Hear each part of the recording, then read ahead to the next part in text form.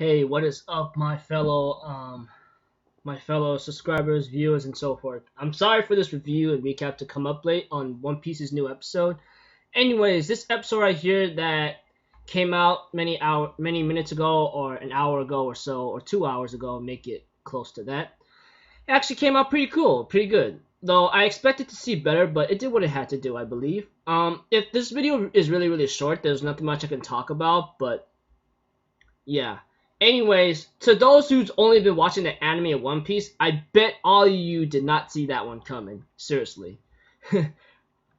But anyways, let's go. Okay, at the beginning, of course, we have to it about Dolphy's backstory that begins, except it starts off with the ending of its ugliest terror, or the experience you have to go through. Doflamingo is pretty much what wakes up from that nightmare after his snail phone's been ringing on him, that kind of thing.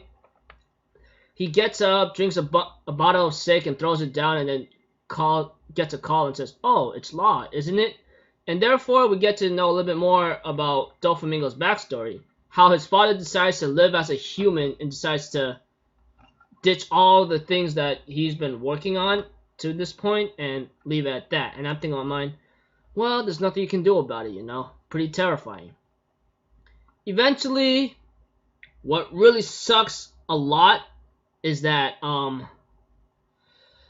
the way how the people found out about the Tenryubito, how he's a Tenryubito and so forth, is he told everybody and so forth, along with trying to buy something, you know? Doflamingo shouts it out saying, "What the heck's wrong with you people? Why are you disrespecting me, not bowing down to me?" This is Doflamingo as a kid when he in the backstory, you know? And it's pretty terrifying because the moment they try to get on home, the house is burnt down, and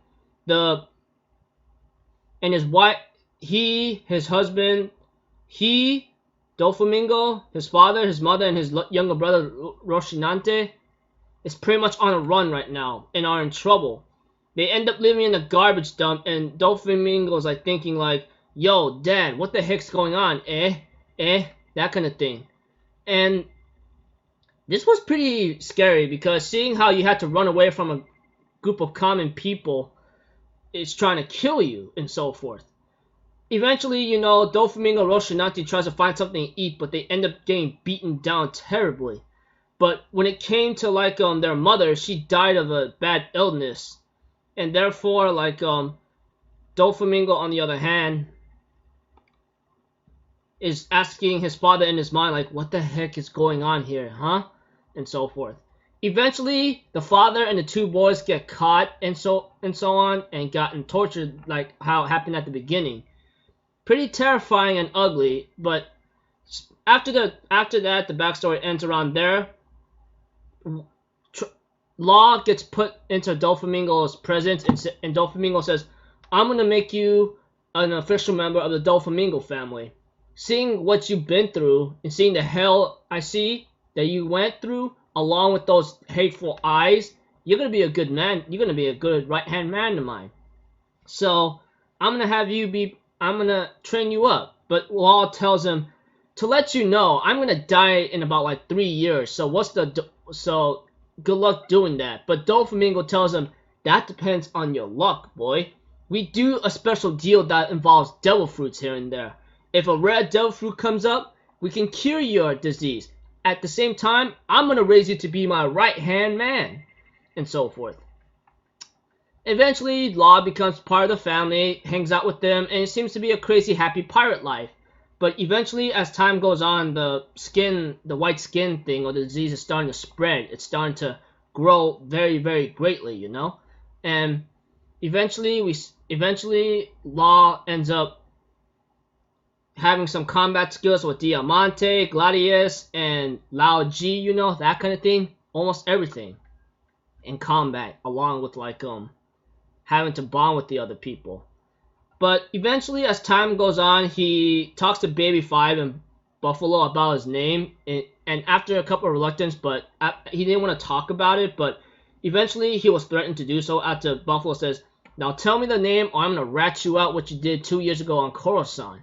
And therefore, Trafalgar Law gives out his full name, Trafalgar Trafalgar D. Water Law. He ends up saying that Water is usually my real name, but D is something I'm supposed not to reveal or something, you know? That kind of thing. But this shocks the living life out of Corazon, except for Baby 5 and Buffalo. Corazon picks him up and talks to him and says, hey, is your name the secret D or what? He even warns Law, then you better get the hell out of here, because you are not allowed to be next to Doflamingo. He's pretty much going to kill you.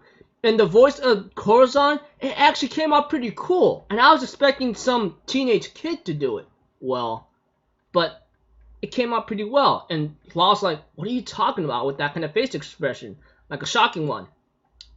Anyways, this episode right here, pretty cool. Looking forward to the next one. I'm actually excited. I hope it doesn't go on break next week, because if it does, I'll be ticked off and going insane, alright?